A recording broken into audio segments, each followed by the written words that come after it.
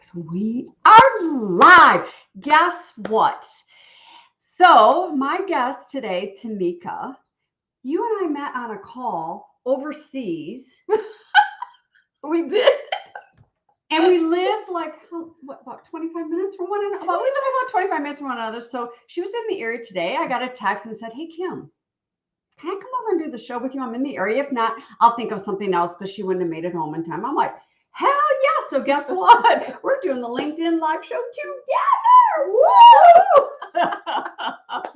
I'm excited about this. Anyways, welcome back, season 3. Oh, I had to wow. think about that. Season 3, Your Bold Voice. And today, my lovely guest is Tomika Snodgrass. And before we get into her bio and her introduction and get the show rocking and rolling, I want to say welcome to everybody that is logging in and joining us. Just to let you know, we don't know you're here unless you make a comment. So you can do a thumbs up, a hello, a hey, whatever you want, and we will know that you are here. If you do make a comment or a question and we don't respond right away, we are not ignoring you. We will come back around at the end of the show and address. I want to focus on the show and I want to focus on my guests. Oh, wait, we're going to get in some fun trouble here, Tish. We've already started. I'm already laughing over this. So, welcome back again. A female, my fascinating female guests that are comfort zone busting, risk taking, and claiming their bold voice on their own terms. Before I jump in, just want to give a little holler out there. We are coming in. Do you believe it's the end of the year? We are talking holidays here. Mhm. It's the end of the year. I don't know if any of you are thinking about your 2022 visibility goals. I am taking clients on for January. So, but Kim, why would I want to have a call with you? Well, if you feel yourself struggling down, holding yourself back, trying to show up a specific way as a business owner, and you are not landing those clients because you're not closing those deals and having those conversations, or the visibility is minimal, that's why we would have a conversation. And if you're that beautiful woman over here in corporate and bypassing those opportunities, job promotions, not sharing your gifted ideas in meetings, holding yourself back again, and maybe you've got a fraudulent mess going on, aka imposter, that would be another good reason to reach out. So reach out. I've got some seats available, some spaces available for January. So let's move on. And hey, Francie, thank you for joining us.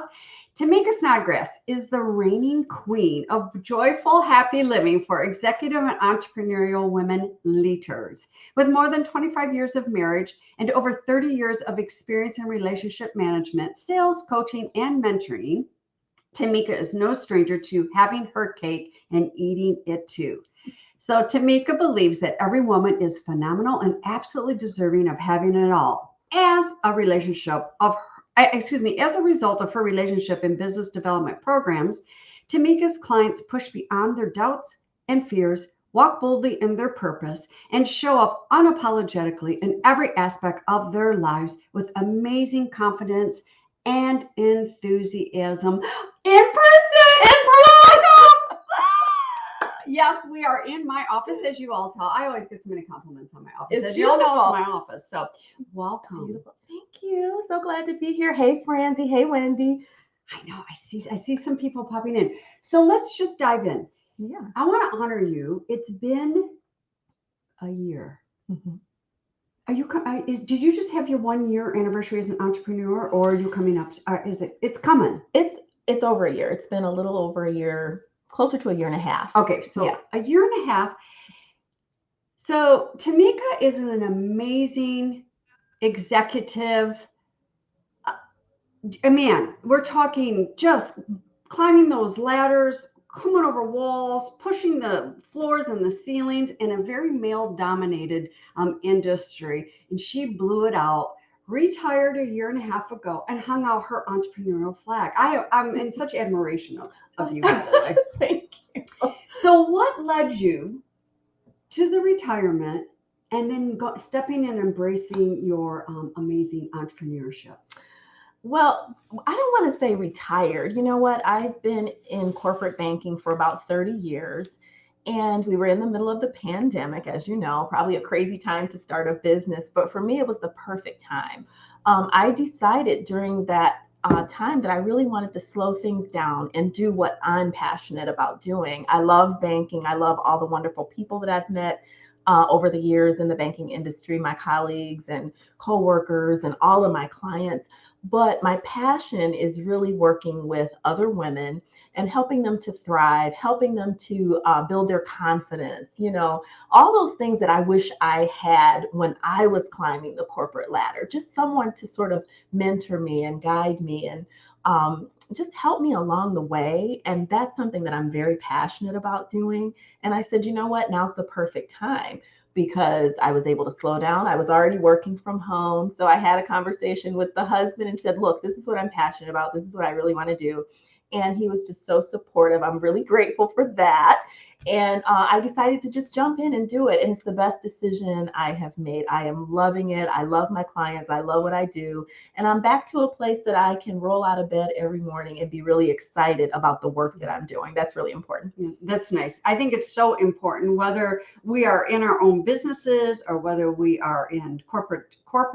Mhm. You have it's rolling out of bed with passion and being happy about it. Because if For sure. not, I'm going to say don't necessarily need to make changes, but let's take a look at the mindset and what's going on, and Mhm. changing that whole perspective around. So, how has it been your first year and a half? Because I always tell new entrepreneurs, give it a little bit of time, Mhm. breathe through this, give it a little bit of time. So, how's it been your first year and a half?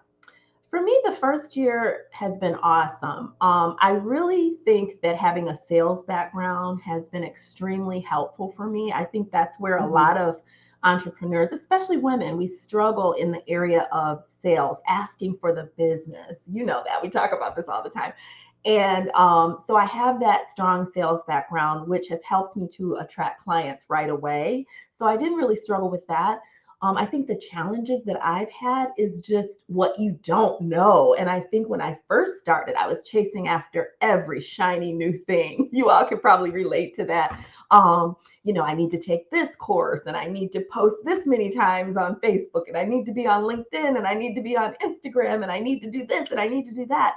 And finally, I decided to hire a coach. Best thing I ever did, Mhm. hire a coach Mhm. to give me that guidance. What do I really need to be doing? What daily activities do I need to do so that I can be successful in my business, show up for my clients, and still have that freedom that I was looking for? I don't want to kill myself working harder than I was in corporate. I really want to have that balance and make time for my husband, time for my kids, and also time to do what I love in my business.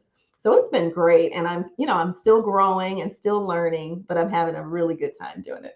We always grow, we always learn. It's not like a destination where it's like the end of the power walk. We're done. It's Mm-hmm. always an ongoing. It's interesting where we get into um, impasse or intersections where our ideal client, we ramp up because we're ramping up. There's Mm-hmm. always so much going on. The priceless thing, Tomika, you just said is two priceless, well, a lot of priceless things you just okay. You're gonna see the KT show going on here. Oh God.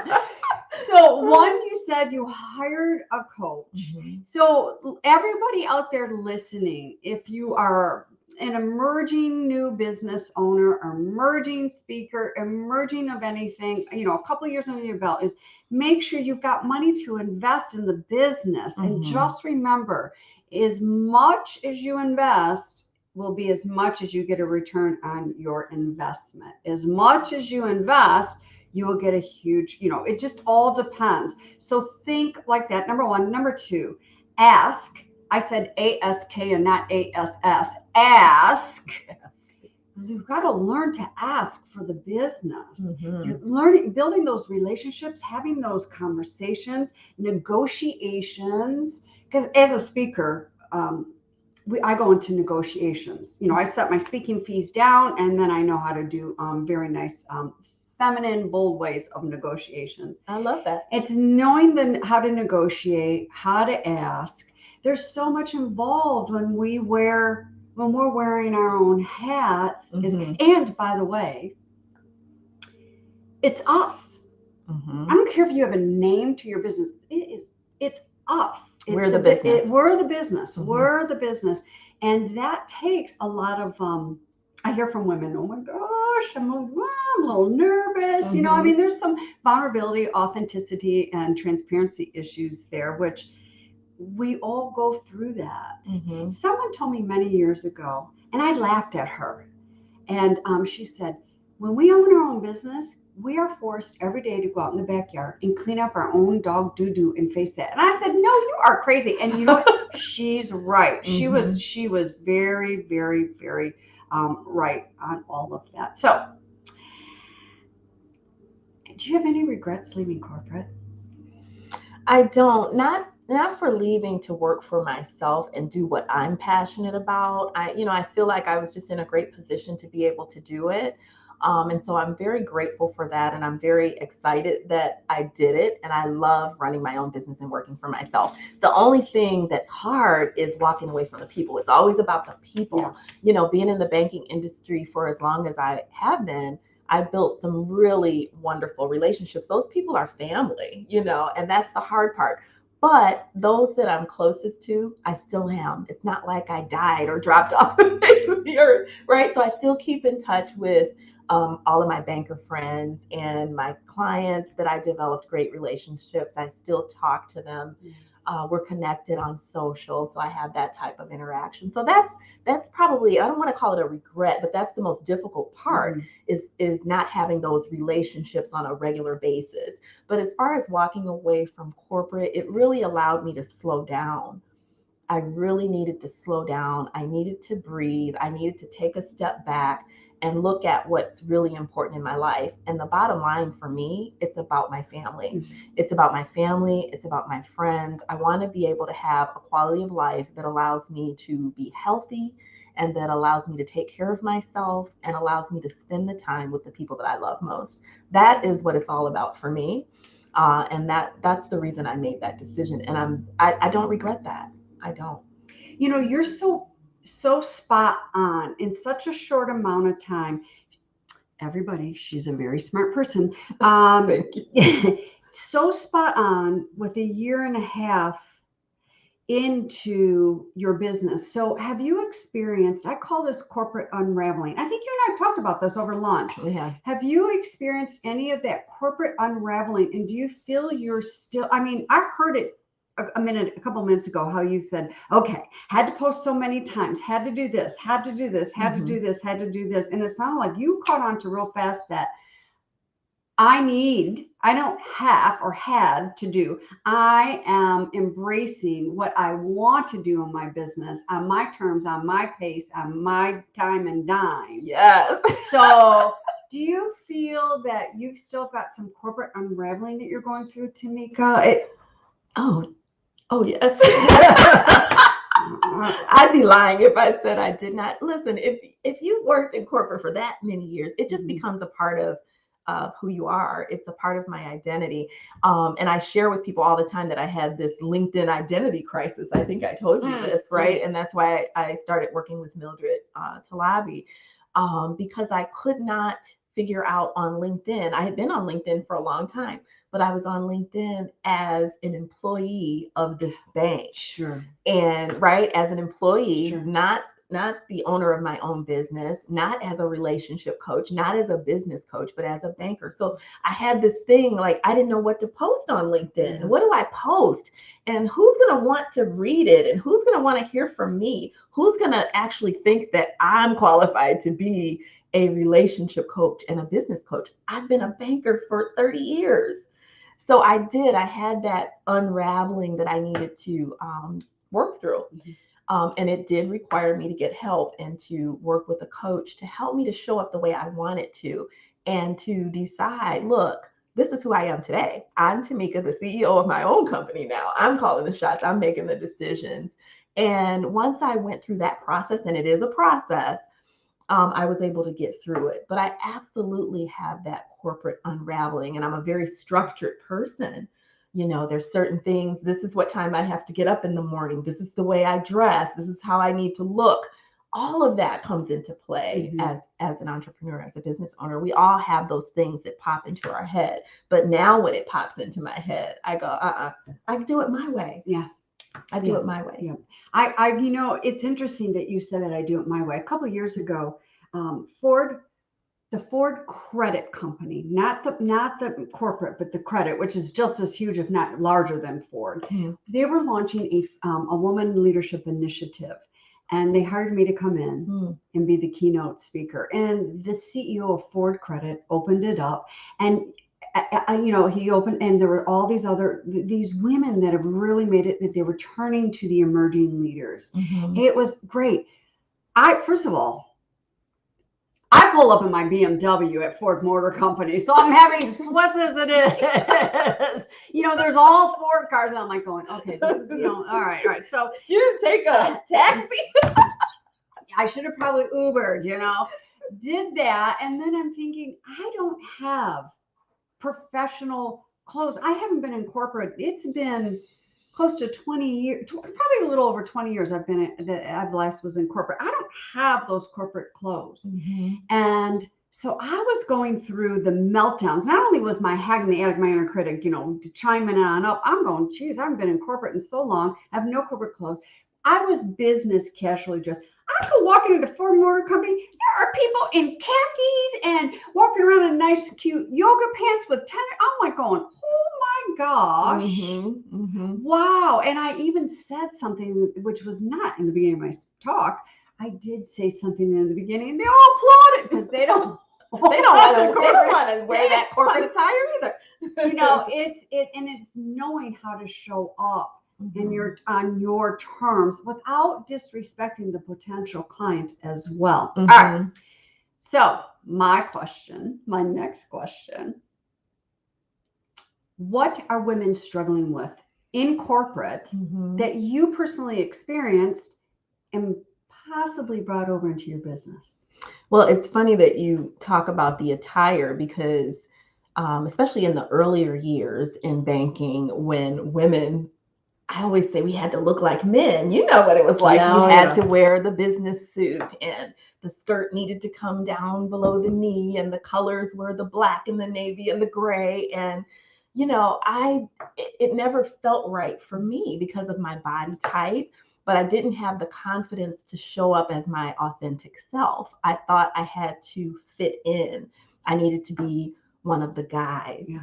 I even had a manager, and this is when I worked on the retail side of the bank, a manager who called me into her office and had a conversation with me about my attire.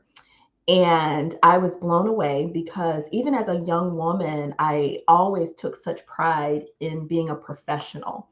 I always dressed well. I always felt like, I want to look good. I wanted to be that professional person. And so I was very stunned.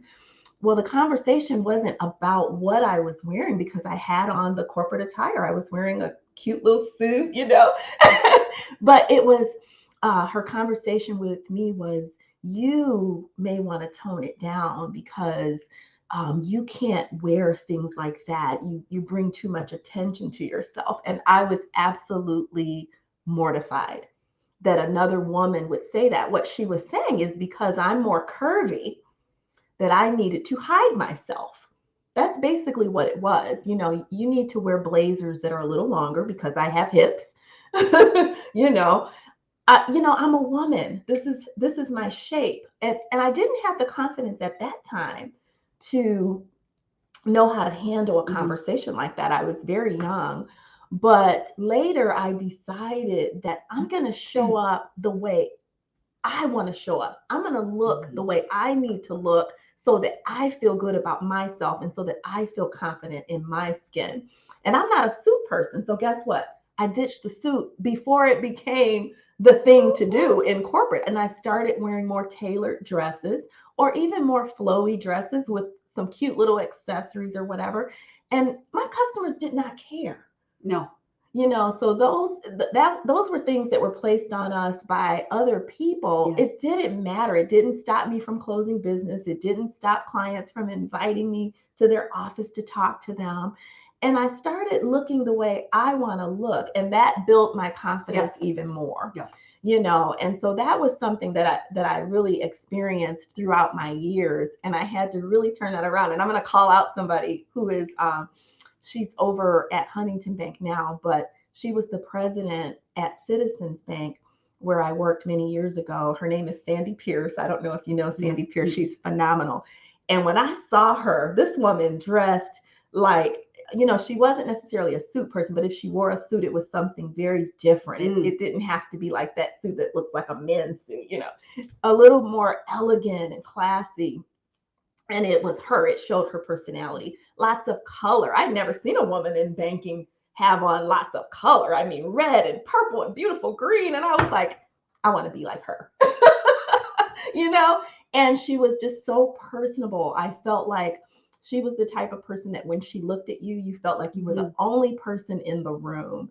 And that was somebody that I started to model myself after. I wanted to be that person that I show up in my own unique way, and I don't apologize for it. I'm me, and nobody can be me like I can, right? So I'm going to show up the way I want to dress. My hair is going to be big and wild and crazy if I want to. I'm wearing lots of bold color because that's me, and that's how I can show up that way, and I am being myself, and people receive that from me because it's authentic. It's not fake. You know what I mean? And so that's something that I learned from her. And I never forgot it. I don't know if I ever told her that, but I never forgot that. She taught me how to just be me and how to look at people in the eye and just be personable and connect with them that way. I didn't need to pretend to be anybody else. The big thing around, do you remember what was the company? Was it EDS? Many years ago? Their corporate headquarters were here. And they had a dress attire. I'm not familiar. Everybody. It didn't matter. Everybody was in black and navy blue. I think it was EDS. But this was a long, long time ago. I'll never forget that. I'm walking in there. I'm like, what? They're all robotics. They're all. That's what you look like. Woo! Because this was back in the day when I had my fitness business. So I was going and doing corporate fitness, and it's like, wow, these people look all alike. Wow, what's wrong? What planet did I just enter? But it all comes down to, we need to wear what we feel comfortable and confident in. And a lot of you all know that I just did a 5-minute mock-up TED Talk in Vegas. And I was going between these two pair of shoes. One of them were boots with just a chunky heel. And then another one was my favorite. It's a little heel, but it's a sandal. And I thought, I put that sandal on and I went, I don't feel stable enough because this is a marketing reel and, it's 5 minutes. So I wore the boots, which I was more comfortable in, because when you step and when you move, if like Tomika's got on this beautiful necklace, I cannot wear stuff like that. It's not for me. I mean, I love it, but it's not. If you're presenting or going in and it's moving and it's clinging, highly recommendation, ladies, is take it off. Don't wear it. Don't wear it. If it's tripping you up in your head, don't wear it. And to dress in your style, not to be able to walk into a room and to look for comments of, wow, you're badass, you're a powerhouse. Dress because that's how it makes you feel wonderful. So make sure you're doing that. So I'm going to share, Linda said, I remember EDS, and I think it was them too, Linda. Yeah, I think it was EDS a long, long, long, long time ago. And this was a long time ago. I love you too, Gooler. Wait a minute. Okay, so hold on. Once in a while, we'll get these LinkedIn users. Who's the LinkedIn user today that I was told to wear a button-up shirt for an interview a couple of times? What an experience, Tomika. Thank you for showing up authentically for all. Okay, who is that? Can you just type in? I love that comment, LinkedIn user. I know. Love you, Francie. I have to give shout-outs to our girls, right? I know. So I'm going to share a text that you just said to me lately, because I was going through. Excuse me. I'm ready. Okay, now I got sinuses going on here. I'm ready. I'm being very unprofessional. It's okay. So Do what you have to as do. Tamika knows, I'm going through enhancing, up leveling my ideal client, my 2 avatars. I love it. And she's been a beautiful sounding board for me. And I was, a week ago, I was having a text, we were going back and forth. Yeah. And so I'm going to share. Okay, I didn't know she was going to do this. So, okay. Did I say something weird? No, you said something fantastic, phenomenal. So you had said to me, look, Kim, women go through the same thing in corporate that we do owning our businesses. And I went, oh, yeah, they're just 2 separate places, Yeah, but they're not a separate avatar. That was a big, huge aha. It was an aha, yeah. And you had said, look, the stuff that I was dealing with in corporate, I'm dealing with, quote unquote, the same shit as a business owner. So share with us some of that heat that you're sharing as a business owner. Right. It's the same stuff. I mean, if I had issues with confidence in corporate, I'm still the same person. I just have a different title. If I had fear or self-doubt, if I'm dealing with small children and trying to figure out how do I show up and show up for my kids and show up for my business or show up at work in corporate, it's the same thing. Yeah. And so what I was saying is don't get in your head about the title because we're still women and we all go through these things. And that's what I want every woman to know, that she's not alone. You're not alone. What you go through, I go through. We all go through it. And the beautiful thing about what we do is that we can inspire and motivate other women because of our experience. We can let them know it will be okay. Yeah. You know, it will be okay. Allow yourself to feel what you're feeling. And let's walk through it, right? And we hold their hand and walk through it together. And so that's the beauty of it. But I love that aha moment that you had, because when the light went on, you know, because she kept trying to create these two separate women. And I'm like, why are they different? I said, I'm this woman. I'm your ideal client and I'm the woman. Like, same shit. Right. And it was true. And I was making it harder than what it actually was. Yeah. I was trying to separate. And it is. We as women all go through that. You know, what you were just saying too, that reminds me of the Brene Brown, that belonging. So all of you out there as business owners and even in corporate, if you feel you got to go at this alone, your hag is choking you down and telling you something otherwise different, not true. We all need to come out and be vulnerable and be authentic and reach out, have that trusted source of community of people that have walked the path that you're on, might be, you know, have already done this, a little bit of experience and have wisdom, or maybe side by side. We all learn. You know, you keep saying to me, Kim, you've been going at this longer than I have, but I still learn because it's been forever since I've been in corporate. Right. And I still learned coming back. You bring me back down to, you ground me with, oh yes, I remember that when I was starting my business. And when I was starting my first business, there were internet, websites.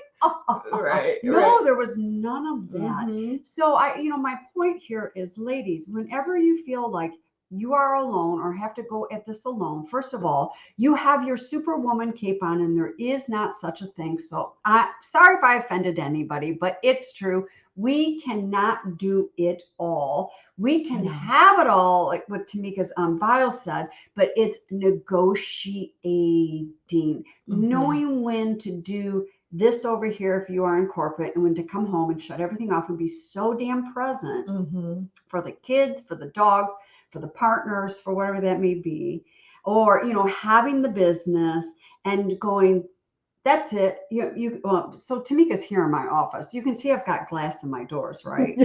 I close those doors and you can see in and out of here. There's something so metaphoric. When I'm done, I close those doors. Right. Even though you can see in here, well, I have to leave one open because Grace likes to come in here, but I close those doors. I'm done. I am done for the day. And I don't care if it's because I'm going to go eat dinner and watch The Voice afterwards. I'm done. And it's knowing your boundaries, your values, negotiating of here and there and what and now that. It's like playing chess, how to move It is. the pieces around. I love what you said though about metaphorically closing that door Mm. and just being done. And I'm the same way. I'm very structured. I've worked from home for many, many years, but I get up in the morning. I still get myself dressed. I'm not one to work in my pajamas. I told you that. I feel less productive in my jammies. Mhm. So I tend to get up and get myself dressed and get ready for the workday. And when I go down the stairs, my commute to work is very short, right? Because I just go Mine down too. the stairs Mine too.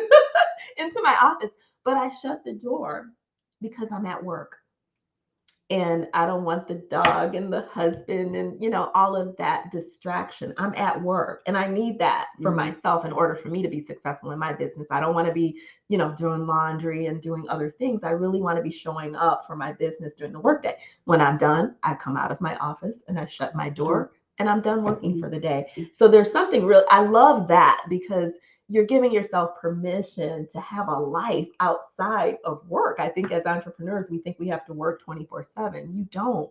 And you need that time with family and friends and get outside and get fresh air, do the things that make you happy. That's all a part of life and it's all important. Yeah, you need that time with yourself too. Time Yes. out, take a break, So going back into corporate, what and for women that are on here listening today that are in corporate, how can women really implement their bold voice in corporate? I get that asked a lot. Yes. I think you really have to search within yourself and find that courage to show up the way you want to and to, push your fear aside. I used to ask myself, what's the worst that could happen? Am I going to die because I spoke up in a meeting and asked a question? No, I'm not going to die. The worst is not going to happen. Maybe someone doesn't want to hear what I have to say. Will they think that what I have to say is not valuable? I don't know. But one thing I know for sure is that if I sit there and I never open my mouth and say anything, they're never going to hear what I think. They're never going to realize the value that I bring to the table. So I think the most important thing is to show up and be unafraid. Or if you're afraid, show up anyway. Speak up, share your ideas, share your thoughts, and remember that everyone in the room is just another human being, just like you are. I don't look at anybody as being more important than me. I think we're all important. So I don't care if you're the president or the CEO of the company. You're still a human being and somebody that I can connect with.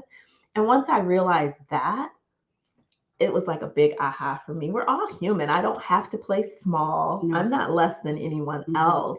And those are things that we think in our own mind because generally the other person does not even feel that way. They love being able to talk to you.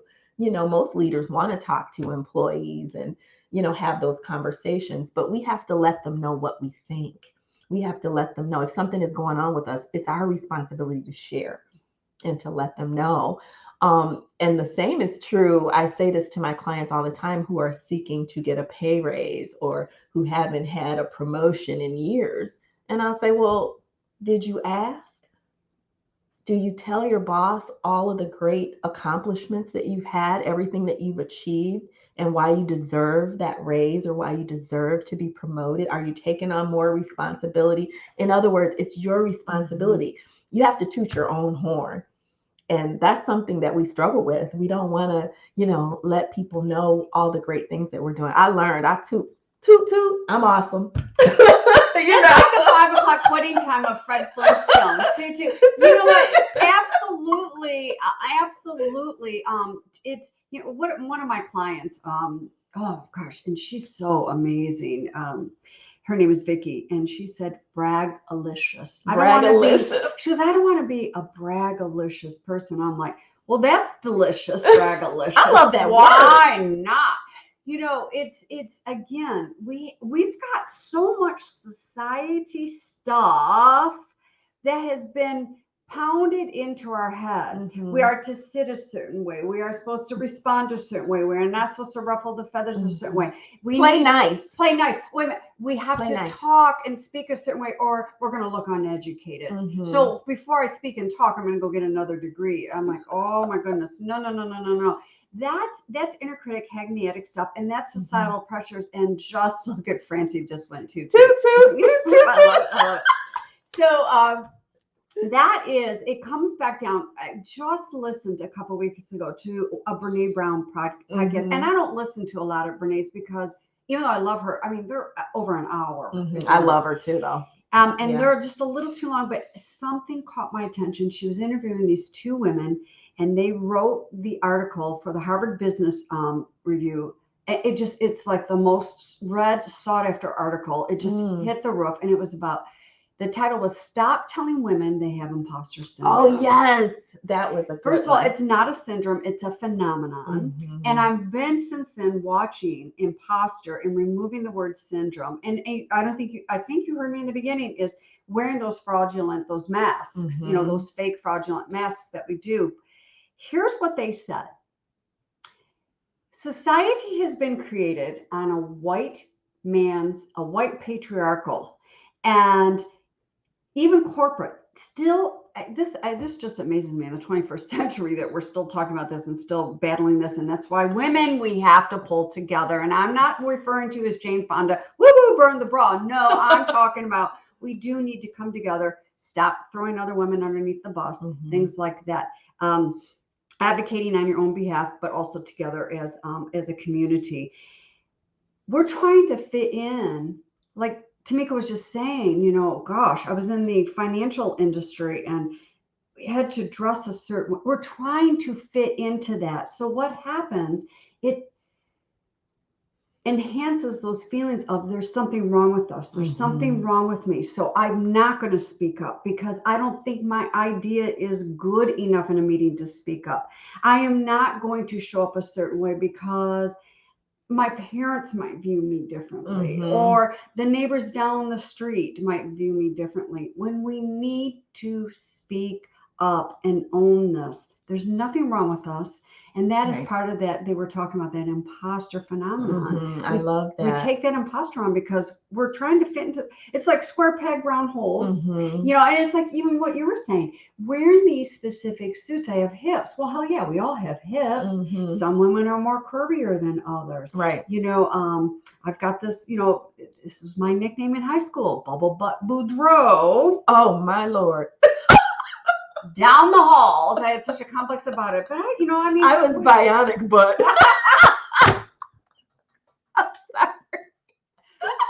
right now you're really seeing the K and T. We all have those nicknames, right? Oh my gosh, and it did such a number on me. And however, if you told me I had to wear a pencil skirt with a, there's no way, they just don't fit me. Right. They don't. I mean, so why are we trying to fit into societies and things that don't fit us? We're all unique individuals. Right. So how, I heard how, women can really claim their bold voices and their individuality in corporate, and really it's having that C word, that courage. It's courage. That bravery, that courage to really step up and own your voice, and to know that, look, I'm going to lean into this meeting because I've got an idea. Whether they like the idea or not, whether they use the idea or not, I have this idea.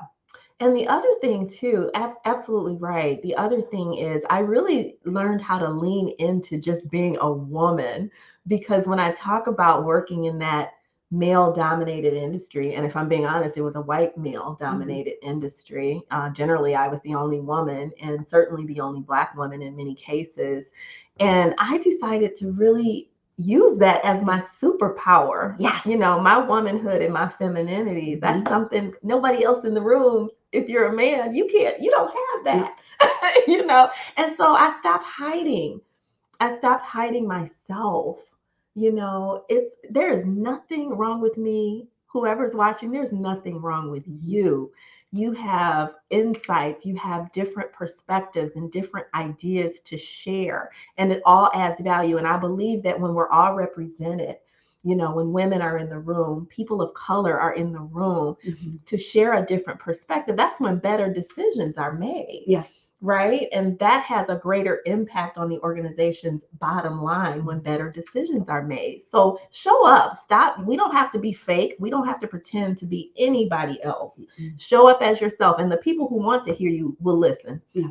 So what happened when you were playing a little bit of the fakeness role before you really started embracing yourself, Tamika? Did you find that like, did that show up like stress or lack of sleep? Or, for me, it was right here at 14 Mile and Woodward, close to Mm-hmm. I fell asleep. I fell asleep at the major intersection in the middle of the day, not once, but twice. I fell Mm-hmm. asleep, that was the awakening of the aha moment. So, what did you see when you were living trying to fit into this mold before you Mm-hmm. just said, no, that's it.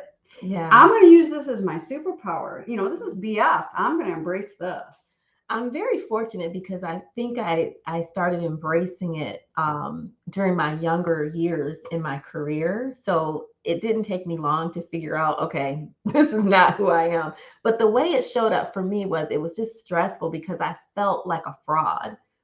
I knew that I wasn't being myself. Mm. Even the way I would dress, I didn't even feel good about myself, and that caused me a lot of stress and anxiety. I mean, just trying to find a suit that you need a blazer that's longer and a skirt that doesn't hug your hips. And I mean, come on. I was just being somebody else, Mhm. and wearing those ugly, dreary colors. I mean, look at me. This is me. Everything about me is big, is bold. I love color. I love big jewelry. And so I was not being myself. That's a very stressful thing when you're trying to pretend to be somebody Mhm. that you are not. Right. It didn't feel good. It didn't feel right. It also showed up in my performance. When I would have meetings, I felt like I was being small and I was trying to be invisible. I'm an extroverted person. I'm generally talkative, but I felt like I was always told to be quiet or to kind of sit quietly, just sit over there. And, I decided, no, that's not me. Mhm. I'm not going to be quiet. I'm not wearing those ugly suits and those dreary colors. I'm wearing my red suit with my big jewelry and my big crazy hair. And it's okay. I didn't get fired. People looked at me a little cross-eyed every once in a while, and that's all right. But I started showing up as myself, and most people were very receptive to me just being the real me. I mean, you can't ask for Yeah. anything better than that authenticity. Yeah, I agree. One of my favorite sayings, like I'm going to wear my big jewelry and color, and I'm not going to shrink down anymore. And that's where you are flowing, you are aligned. That's where you feel comfortable. And Mm-hmm. I love when people say to me, gosh, Kim, you really march to a beat of a different drum. Mm-hmm. And when people say that to me, first of all, that is one of the biggest It is. It compliments really is. because I know I'm embracing me. You're just being yourself. Yeah. Yes, and and my coaching has said recently, Kim, the way you coach and and sell and stuff like that, it's very unorthodox. And I'm like, yes, Right. yes, because I'm embracing me and being okay with that. So everybody on here that is listening is being great with where you are at and discovering those superpowers Mm-hmm. and not forgetting about yourself with self-care, Mm-hmm. shutting things off. It's 5 o'clock, quitting time, or it's 3 o'clock in the afternoon, it's quitting time, whatever that may be. Mm-hmm. For Knowing you. those values and those boundaries and really embracing your voice and showing up on your terms. I talk about this a lot, and I almost feel like I'm like, okay, Kim, be quiet. You talk about this too much. But we all need, including myself, Mm-hmm. those reassurance, reaffirming reminders. Yes. Reminders, we do. And it just learning how to embrace and paving the way. And then when we do embrace and pave the way, we become where there's a boulder that's dropped in the sea and that rippling effect that is so far out you can't even see it. It's past where the eye meets Mm-hmm. of the change and the people that you will influence. Oh, yes. And that's I what I we're here for. agree. I believe Mm-hmm. that we are created to serve and pay it Mm-hmm. forward. Yeah, and when you show up as yourself, you're exactly right. Then you attract the right people Mhm. for you. right? And I'm not for everybody. You're not for No. everybody, and that's okay. But when I show up authentically as me, the right people show up in my life, the right clients, the right relationships, all the right friendships, all of that comes together when you show up as who you really are. Yeah. Yeah. I agree. All right. So we are almost 45 minutes into. Where is the time going? I know. I knew this was going to happen. So tell us, what's up your sleeves? What's going on in Tomika's world? What's up your sleeve that you would like to share with the audience? Well, as you know, I've been focused on being more visible on LinkedIn. And doing a great job. Thank you. So that's one thing that's up my sleeve. I also created a new course. It's called Ask for the Business with Bold Confidence. That's going really well. I like that word bold, you Bold. know. So I'm doing that. So just really trying to continue to grow my business. I started out doing more one-on-one coaching, which I love very much, but I also enjoy working with groups. I like the energy of it. And so that's the direction that I'm taking. So I'm going to continue with my course, but I'm also creating different groups and workshops because I love the energy of working. I love live. And I love working with a lot of different people. And I think we feed off of each other, and I love seeing women come together and motivate and inspire each other. We all have special gifts. And I love to see those gifts come out and for us to share with each other as women. So that's what I'm working on. I'm going to be relaunching my course again at the first of the year. Okay, so coming up in January of next year will be my next launch. And then I have something else up my sleeve. I'm going to also take that course and turn it into a live group program as well. Yeah, so something like a mastermind, would that be? Absolutely, because here, you and I talk about this all the time, but I know a lot of female entrepreneurs, coaches in particular, that show up on LinkedIn, show up on Facebook, but they don't have that earning power that they want. They're not generating the revenue in their business that they would like to. And part of being entrepreneur, why we do it is, of course, we want to serve, right? But we do want to make money. We do want to have financial freedom. And what I would love to see is more of those women who are struggling to accept where they are. It's no shame in asking for help and saying, look, I'm struggling with getting new clients. I'm struggling with attracting clients to work with me. Get the help because help is available.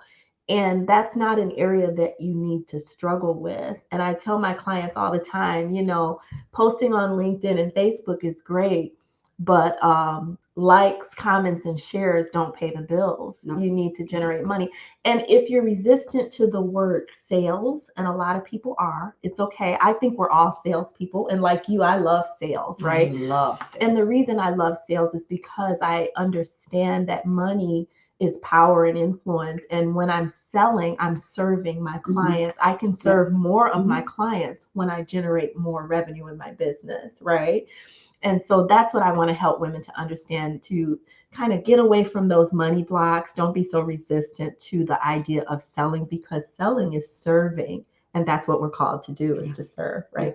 Absolutely. It's one of my favorite things. I love selling. I just love doing that. And, and women, we're warm, estrogen, guilt, fuzzy, beings. We love all the likes and the follows, and the likes and the follows are important. But when you're too off balance of the likes and follows, up here, and you're not generating the business, it's a time to take a deep breath and step back and reevaluate. And like we were saying in the beginning, is when you're starting a business, whether you're a year and a half like Tomika into a business, or several years like myself into a business, you always have to have revenue to reinvest in the business, to enhance and up leverage the business as well. And figure that out, ladies, where that's coming from. I mean, I've told clients in the past, go get a job at Starbucks, because let me tell you something. You have people coming in ordering coffee, great way to be networking, and getting paid for it at the same time. It's thinking of things like that. You have to have the money to reinvest. All right. Let me see. Okay, we're at 49 minutes. We're going to go into fire questions. Oh, okay. All right. What is your favorite program you are watching right now? If it's a Netflix series or a movie or whatever, what's your favorite program? Okay, so right now I'm watching Nine Perfect Strangers, Oh, yes. which is it's on Hulu. Yes. And I read the book. I had to read the book. And so I have a date morning. It's not a date night, it's a date morning with my best friend who watches TV at 5 a.m. And so she and I have our date morning where we drink our coffee and we watch Netflix together. And this is what we're watching is Nine Perfect Strangers. I finished the book and now we are watching the series together. It is phenomenal. It's so good. And my son, I told you about Netflix Party. You're supposed to do Netflix Party where you can both log in, but we do what we call ghetto Netflix Party. So we FaceTime each other and we watch on our phones and I hold up the phone. Can you see that? Okay, good. Oh my God. I never thought to do something like that. That's hilarious. That Nine Perfect Strangers is good. Nicole Kidman, of course, is outstanding. Yeah. And Melissa McCarthy's in that as well. It's so good. It's really good. I think I got to get back on and see if they've got another season because we're not binge watching. We're pacing ourselves. Yes. All right. What is your favorite book? Oh my gosh, I have so many favorite books. Right now, I'm reading, this was recommended by a friend that I met at a networking event at M3 Linked, and I ordered this book right away, and it's called Power Connector. I would have to look up the author. Don't ask me who the author is, but it's such a good book, and it's really all about your circle of influence and how to network the right way so that you're building relationships and making meaningful, mutually beneficial connections. And so there's a formula for how to do that. And so you only need so many people in your circle, but it needs to be people that will benefit you and your business, and you likewise will benefit them in their business. So I highly recommend the book. I can't tell you who the author is at this moment because I'm a weirdo, and I told you I read multiple books at one time. So I get all my authors mixed up. And while I remember the titles of the books, I can never remember the authors, but the book is called Power Connector. I was just going to ask what the title is again. Great. All right. So what one thing that you are still embracing, having maybe some challenges with around your bold voice still? That I'm still embracing. And, and having some challenges with once in a while and embracing and I don't know. I think I'm very outspoken. And so, like I said, it used to be kind of sitting back a little bit. I'm still embracing speaking out. But that's something that I feel like I've really overcome in the last few years. So I'm really leaning into that, just speaking up more. My mom used to always say, when you're over 40, you'll say what the hell you want and you don't care what anybody thinks. And she was right. So now I'm just the type of person, I say it like I mean it. I usually come from a place of love, especially with people that I care about. So, I don't feel that I'm having a particular challenge with that. I think my challenge probably is to pull back a little bit sometimes and not be so quick to respond. Yeah, that's what a lot of people say, gosh, and you've said it to me, Kim, your style is so bold, it's so direct, and you can get away with it. Where sometimes my inner critic will kick in and go, wait a minute, hold on, tone that down. But when I feel myself toning things down, then I get way too quiet and I'm off. I'm off. I'm driving down the wrong street. I'm going the wrong way, or I'm misfiring. I'm not aligned with myself. So yes, that's one of the things that embracing. So don't pull that back because you're funny. Thank you. Thank you. You're funny. I like to have fun. Yes. So some last bold words here I'm looking, I know Francie had to walk away. Manara is here. Christine. Hi, Christine. Thanks for joining. Stella. Hi, Stella. And I think the LinkedIn user was Razzie. Hi, Razzie, if she's still here. Linda Hannah's here. Dawn. Thank you, Dawn, for joining us. Dawn and I were just having some beautiful behind the scenes conversations the other day. Who else is on here? I think Gooler. Hello, Gooler. Thank you so much for joining us. But what are some of these amazing last bold words for these people that not only are just here live, but are going to, people will come in and do the replay. Don't try to do life alone. Don't try to run your business alone. I say this all the time. We all struggle with something. And so, whatever it is, if you're struggling in your business, get help, accept where you are, acknowledge where you are. And if your business is not the way you want it to be, if your life is not the way you want it to be, there's always help. So, what I would say is hire a coach or talk to a trusted advisor or a mentor, but you owe it to yourself to get the help that you need so that you can thrive in every area of your life.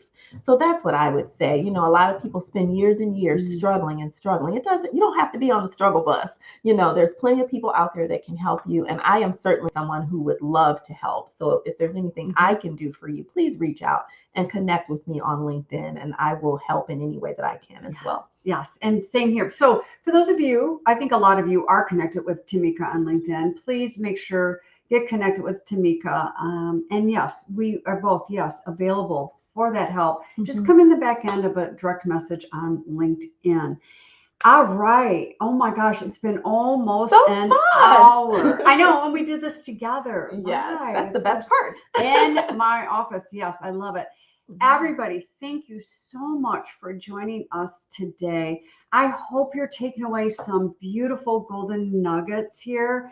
And do not join me next Tuesday because I will be in Vegas and there will not be a LinkedIn Live. I have to skip. I'm skipping a week. It'll be too much with the time change and stuff. And again, if there's anything else you feel you need help with, that beautiful, bold voice, and you're holding back, reach on out, add more comments here. Tomika and I, within the next 24 to 48 hours, will jump on here and we will also answer any comments, questions that you have during this live or even to the replay. So again, ladies, thank you so much for joining us. Make it a great day.